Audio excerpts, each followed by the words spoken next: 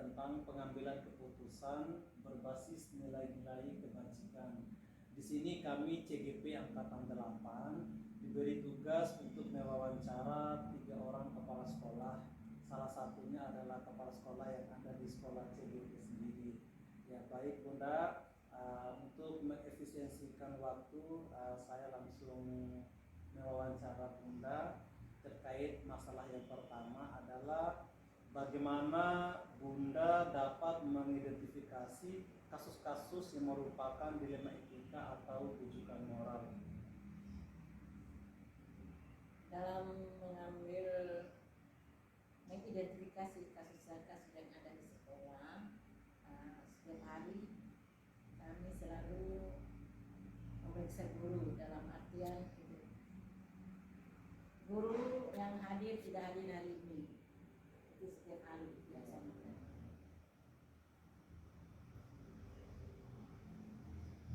Kemudian ditanya apa alasannya tidak hadir, kenapa, apa ada surat keterangan dokter atau surat izin, ada kabar dari teman dan sebagainya. Itu setiap hari kami lakukan. Nah, Pak Bunda, kemudian jika di sekolah ada kasus, misal kasus di mana kasus ini sama-sama benar, tetapi Bunda kesulitan dalam memberikan sebuah keputusan, di mana di sini terjadi sebuah dilema antara keadilan dengan antara kasihan. Ya, contoh kasusnya adalah seperti misal ada salah satu guru atau apalah di sekolah, kemudian bagaimana cara Bunda untuk mengambil keputusan itu?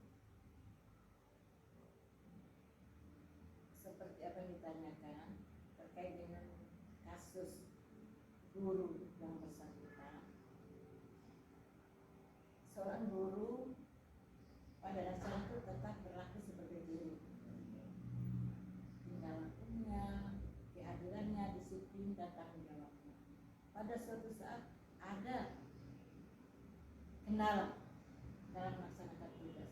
Ini yang menjadi kenapa sampai begini Pak Guru ini. Padahal sebelumnya dia ini paling rajin, setiap hari datang, pagi semuanya mengatur kegiatan-kegiatan itu di sekolah dia adalah. Itu yang menjadi pertanyaan kami. Kemudian kami telepon, kirim WA, surat WA-nya tanya kabar bagaimana, kenapa sampai tidak hadir, alasannya sakit.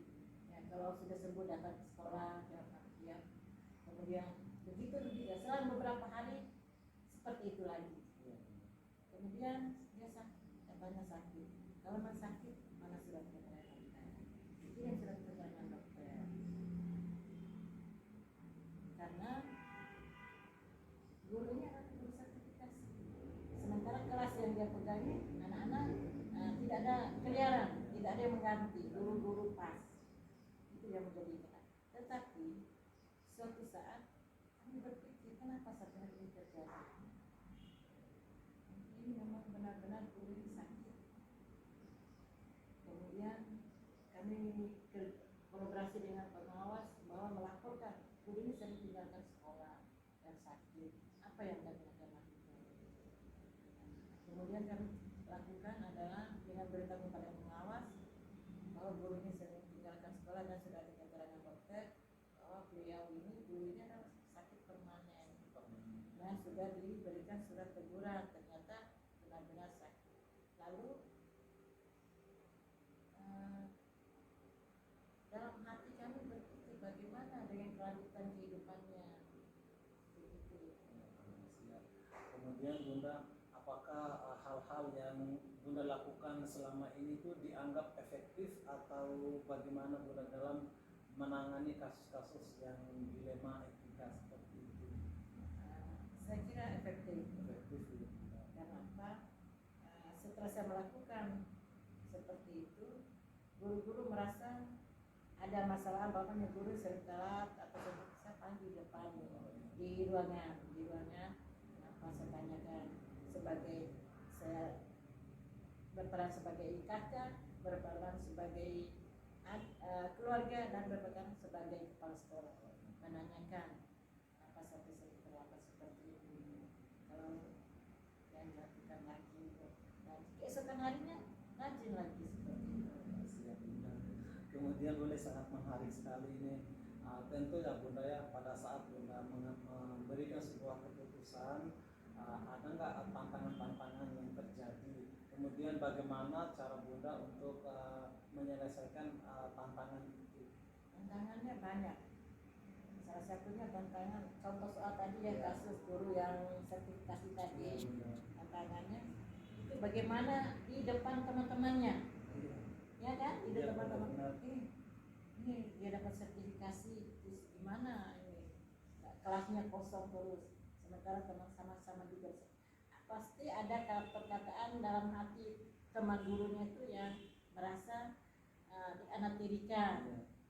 Seperti itu. Tetapi dalam hal ini kembali tadi sesuai dengan aturan, mungkin kalau secara aturan guru yang meninggalkan tugas berapa hari tidak mendapat sertifikasi. Apalagi guru ini mengalami sakit permanen. Sampai permanen. Itu yang menjadi kendala bagi kami. Ya, terus berpikir solusinya. Solusinya kenapa dengan dewan guru? Bagaimana dengan salah satu guru kita ini? Sementara dia sakit permanen dan sebagai tulang punggung keluarga. Ibu istrinya sebagai ibu rumah tangga. Mungkin ada hati niat baik kita ya untuk masalah membantu ini, ya dalam hati kecil saya mungkin kita memberikan sebagian rezeki kita, walaupun sedikit. Kalau kita sudah patungan tentunya banyak, kita serahkan, kita berkunjung ke rumahnya, akhiri beberapa guru untuk menyerahkan santunan. Nah, santunan ini kita berikan kepada istrinya sebagai modal usaha untuk ya membantu ekonomi keluarga. Kita beritahu kepada istrinya, informasikan kepada istri untuk berjualan di kantin sekolah agar ekonominya bisa dibantu oleh istrinya. Terima kasih Bunda. Kemudian ini yang terakhir Bunda, ketika Bunda memberikan sebuah keputusan itu, tentunya Bunda tidak langsung berhenti sampai di situ. Tetap ada tindak lanjut atau refleksi yang akan Bunda lakukan. Kira-kira refleksi seperti apa yang akan Bunda lakukan? Refleksi kami pertama, apakah ini benar yang saya lakukan? Kemudian saya tidak lanjut lagi ke istrinya tadi, Iya Bunda. menanyakan, sering berkomunikasi, sudah jalan di kantin, bertemu bagaimana keadaan suaminya, apa sudah membantu dengan ekonomi menjual di kantin. Bahwa kemudian mengucapkan terima kasih kepada seluruh dewan guru, mudah-mudahan kegiatannya tetap berlangsung seterusnya, dan sebagai amal ibadah kita bahwa membantu sesama itu adalah merupakan kewajiban kita bersama. Dan yang refleksi yang terakhir adalah saya merasa puas sudah membantu sesama guru, apalagi itu bawahan saya guru ekonomi keluarganya bisa terbantu, dan guru-guru lain juga ikut merasakan hal. Ya, terima kasih Bunda atas waktunya telah diwawancara, dan mudah-mudahan ini bisa juga bermanfaat, terutama bagi diri Mata juga dan buat teman-teman yang lain. Sekali lagi kami ucapkan terima kasih Bunda. Assalamualaikum warahmatullahi wabarakatuh. Sama-sama kami ucapkan terima kasih. Semoga Pak Mas Bagi angkatan 8 ini selalu sukses. Amin. Dan ilmunya bisa bermanfaat untuk sekolah dan bisa diaplikasikan dalam kehidupan sehari-hari Ya, siap Bunda. sebagai model bagi guru-guru yang lain. Siap Bunda, insya Allah Bunda.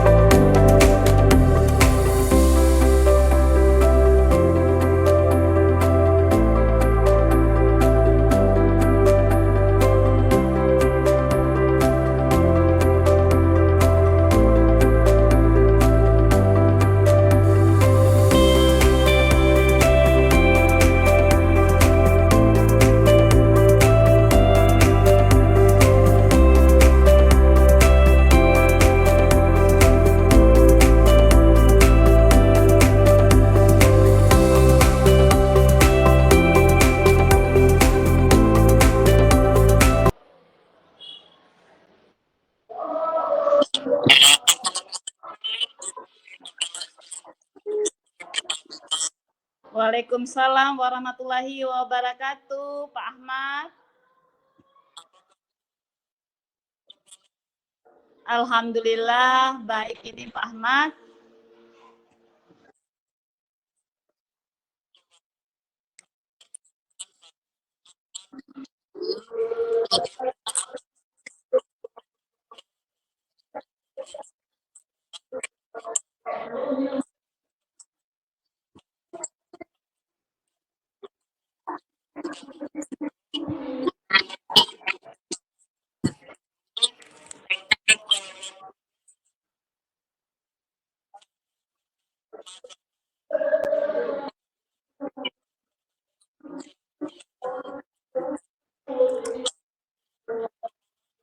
Ya, insya Allah siap Pak.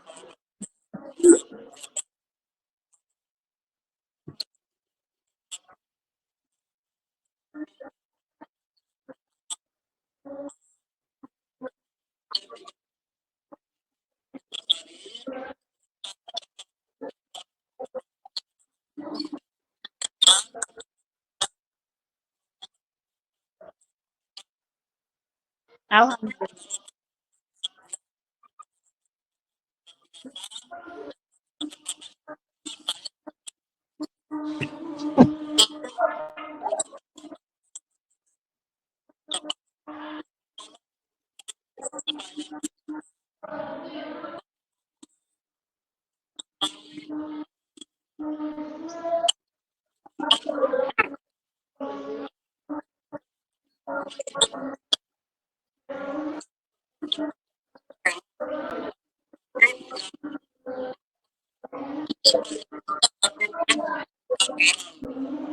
Hmm.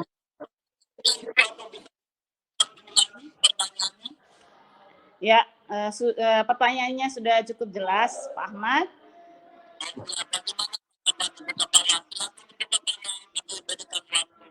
Ya, terima kasih. Berkaitan dengan mengidentifikasi masalah ataupun kasus di sekolah yang berkaitan dengan dilema etika maupun bujukan moral. Ya, terima kasih Pak Ahmad. Kita tahu Pak Ahmad bahwa setiap manusia, ya, terutama saya sebagai seorang pemimpin, pasti mempunyai nilai-nilai kebajikan yang kita yakini dalam diri kita. Terutama saya sangat meyakini nilai-nilai kejujuran, kesetiaan, nilai tolong-menolong, nilai keberanian, keadilan, dan lain sebagainya. Dan tentunya nilai-nilai yang dimiliki orang-orang itu kan berbeda nih Pak Ahmad, tidak sama. Iya. Pada saat kita menghadapi sebuah permasalahan, tentunya permasalahan itu tentunya akan bertentangan, ya, akan bertentangan dengan nilai-nilai yang kita yakini seperti itu baru adanya sebuah permasalahan seperti itu. Kalau dia sama dengan hal yang kita yakini itu tidak menjadi masalah kan. Tapi apabila itu bertentangan dengan nilai-nilai yang kita yakini, kemudian bertentangan dengan hukum maupun aturan, itu baru munculnya sebuah permasalahan. Nah, untuk melihat apakah permasalahan itu adalah dilema etika ataupun bujukan moral, tentu kita bisa mengidentifikasinya. Kalau dilema etika kan berkaitan dengan nilai benar, melawan yang benar, seperti itu kan. Nah, ini sesuatu yang benar. Diversuskan dengan nilai yang benar yang lainnya. Nah, kita milihnya seperti apa? Seperti itu. Nah, kalau bujukan moral sendiri kan antara benar dengan salah. Itu akan lebih mudah kita untuk membedakan seperti itu, Pak Ahmad. Ya, dengan melihat permasalahan saja, menganalisa, kita bisa membedakan, oh ini dilema etika, oh ini bujukan moral. Nah, kalau untuk dilema etika sendiri, sepanjang permasalahan itu misalnya tidak merugikan orang lain ya, orang banyak misalnya seperti itu, ya kita mudah menghadapi atau mentolerir hal tersebut seperti itu. Tapi kalau yang berkaitan dengan bujukan moral, tentunya kita banyak pertimbangan. Ya, banyak pertimbangan nanti ke depannya itu seperti apa nih dampaknya buat orang banyak. Seperti itu. Karena membutuhkan pemikiran yang lebih dalam mengenai dampaknya seperti itu. Baik kepada sekolah, terutama nama baik sekolah. Misalkan harus menjaga nama baik sekolah nih, bukan hanya menjaga nama baik individu saja ya. Dilihat lagi paradigmanya itu. Kalau ini hanya berkaitan individu saja, lebih mudah dihadapi daripada yang berkaitan dengan yang menyangkut orang banyak atau kelompok. Ya.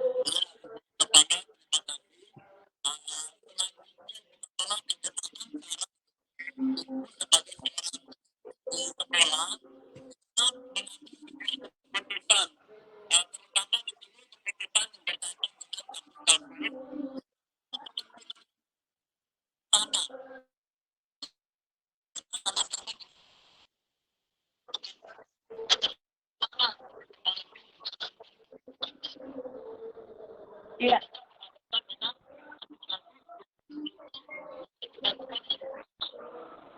Oke.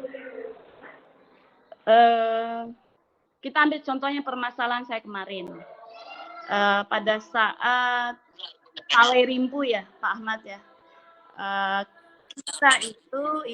Kita itu diminta oleh Pak Lurah pada saat itu untuk meramekan Pawerimpu bergabung dengan kelurahan Kendo pada saat itu.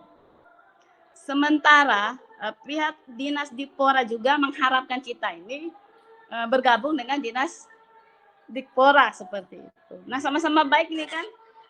Kalau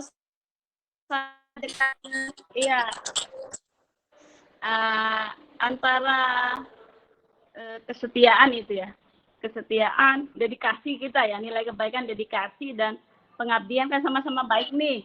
Ya, bertentangan. Mana yang saya pilih? Nah, tentunya dalam memilih sebuah keputusan, kita harus pahami dulu nih. Memahami ini kalau keputusan ini saya ambil, ini bukan hanya dari sudut pandang saya sendiri. Jadi saya meminta saran selalu permasalahannya seperti ini. Nah, dari situ kita mendengarkan berbagai saran dan kita rembuk sama-sama, artinya tidak mengecewakan satu dengan yang lainnya. Akhirnya saya telepon Pak Lurahnya dengan baik-baik. Saya mengatakan, banyak maaf Bapak, ya, mengingat kami ini adalah atasan langsungnya adalah Dinas Dikpora, gitu ya. Mungkin kami akan mengikuti Pawerimpu bersama dengan pihak Dinas Dikpora, gitu. Seperti itu. Iya, karena itu keputusan itu diambil karena memang dipikirkan matang-matang seperti itu. Kembali lagi, ini berkaitan dengan kepentingan kelompok kami. Ya, kelompok artinya sekolah ini gitu.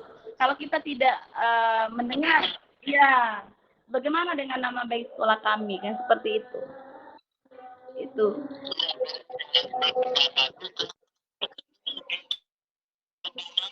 Ya.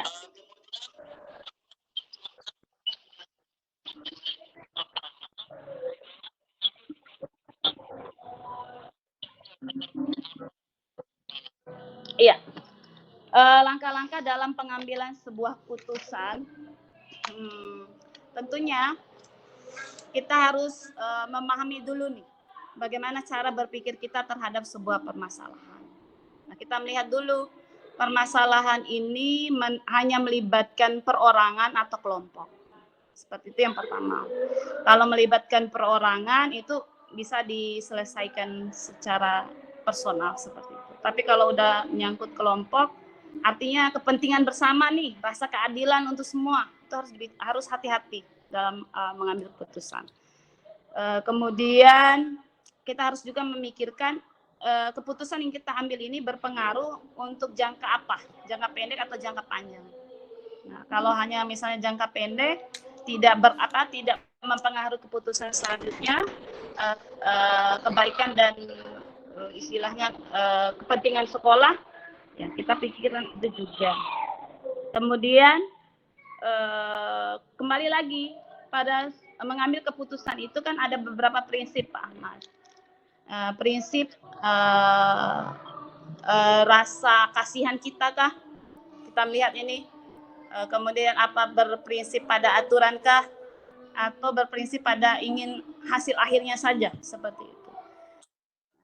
Ya, seperti itu. Nah, biasanya saya tidak hanya mengandalkan rasa kasihan saja, Pak. Iya, nah kan kita punya aturan-aturan juga kan. Nah, aturan itu juga baik kita gunakan untuk mendisiplinkan seperti itu. Sama-sama balance gitu ya. Nah, untuk pengambilan ya, itu jadi bahan pertimbangan nanti Pak Ahmad. Ya, bahan pertimbangan kita. Jadi tidak hanya melulu pakai perasaan mengambil keputusan. Dalam pengambilan keputusan yang pertama itu, iya,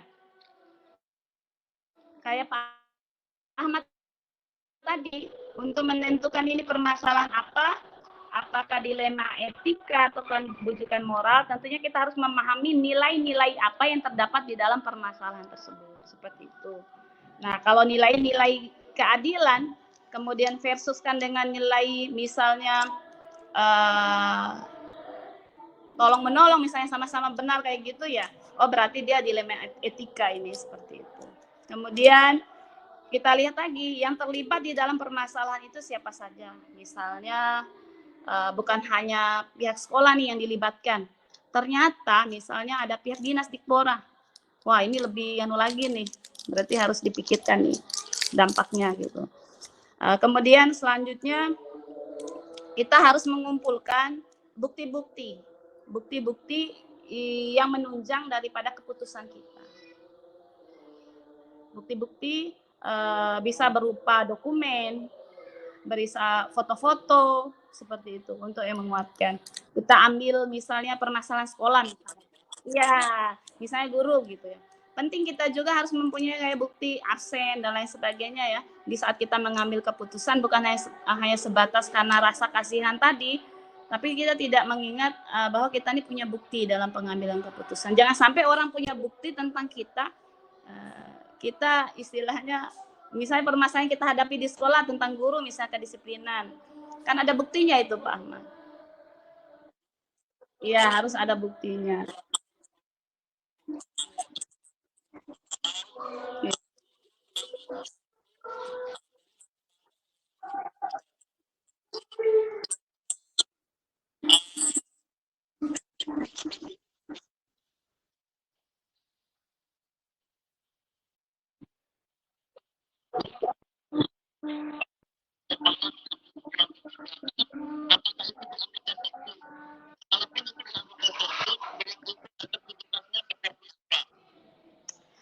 Begini Pak Ahmad, kalau berbicara tentang efektif atau tidak, nah kalau kita di 37 Kendo ini, kita berlandaskan kepada berasaskan kepada kekeluargaan.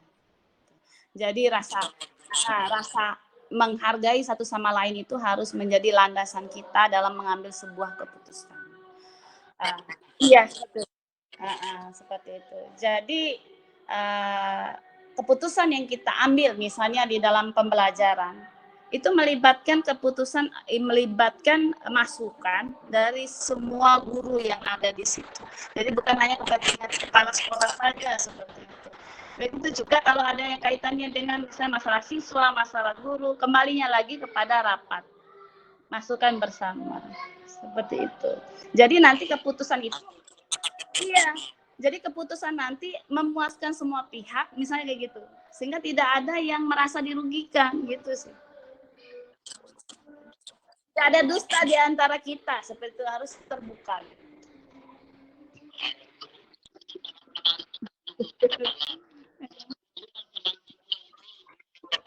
Iya.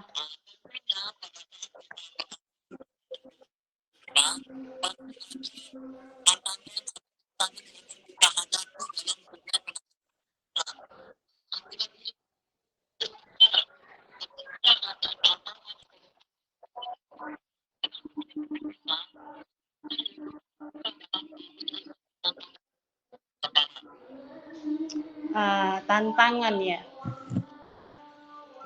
Eh, biasanya biasanya selama ini keputusan itu diambil kalau misalnya menemukan masalah yang cukup berat ya. Biasanya kita musyawarah itu. Musyawarah itu biasanya kita, Pak Ahmad. Musyawarah untuk mufakat. Biasakan kalau ini mana ya, ini susah sekali ini nih. Coba ke Boroweki, nah, kayak gitu. Jadi dengan mendengarkan masukan dari para petua misalnya atau senior gitu kan, seperti ini Bu Kepala, hubungin ini. Jadi sedikit tidak itu sangat membantu. Musyawarah mufakat itu. Apabila menemukan rintangan dan tantangan. Walaupun keputusan akhirnya itu ada di tangan saya, Pak Ahmad. Iya, saya harus bisa keluar dari permasalahan tersebut, harus bisa titik akhirnya itu membuat semua pihak itu merasa tenang gitu. Oh tenang, oh iya sudah oleh kepala sekolah ya.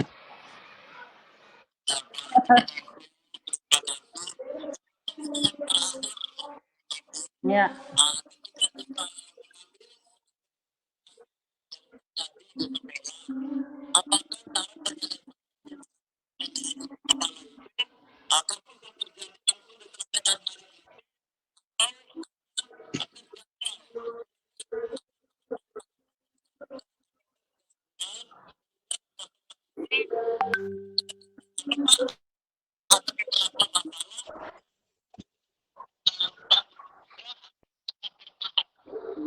kayak gini.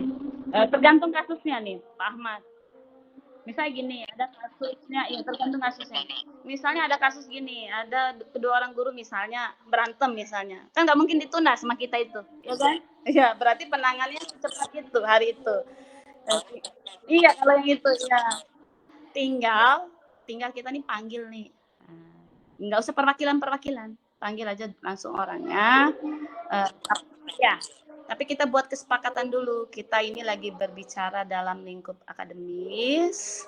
Kemudian yang kita ini adalah orang-orang berpendidikan. Jadi saya harap apa yang kita bicarakan nanti harus dihargai dan dihormati dan tidak mengandalkan ego masing-masing. Kasih tahu dulu, baru kita saya dengarkan dulu satu persatu.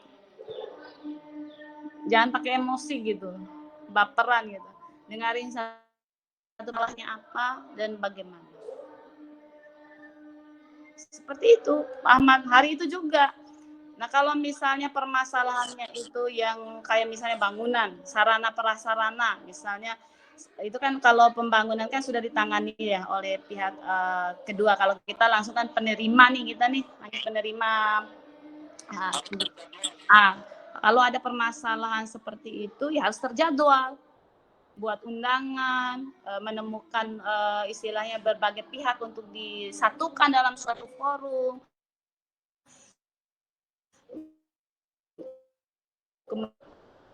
Ada waktunya, ada jadwal dari jalan keluarnya bersama-sama.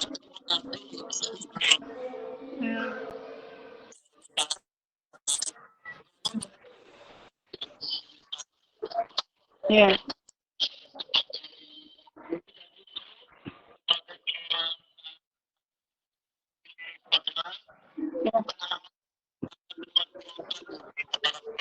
Iya.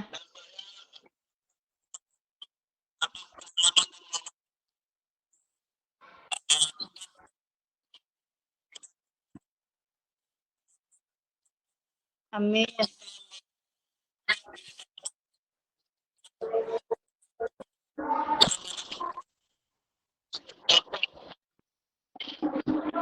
Iya. So, kasih kasih quote nih, Pak Ahmad. Nih. Menjadi seorang pemimpin itu, Pak Ahmad, ya ini quotes-nya ya. Quotes dari saya, kata-kata dari saya, penutup dari saya ya. Menjadi seorang pemimpin itu bukan soal usianya, usianya itu berapa ya, udah tua atau bagaimana, bukan perkara usianya bagaimana. Tapi menjadi seorang pemimpin itu ada berkaitan dengan kedewasaan berpikir, bertindak, tidak egois, dan mementingkan kepentingan bersama. Iya, bukan karena umur, bukan karena umur dia misalnya kecil nih, dia nggak mampu menjadi seorang pemimpin, bukan. Kadang kan kita suka menggarisbawahi nih, dia masih kecil nih, nggak layak jadi pemimpin. Itu menurut saya itu pernyataan yang keliru. Iya, ya.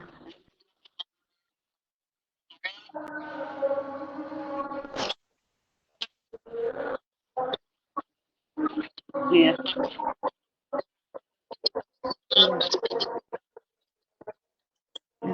iya, iya, sama-sama.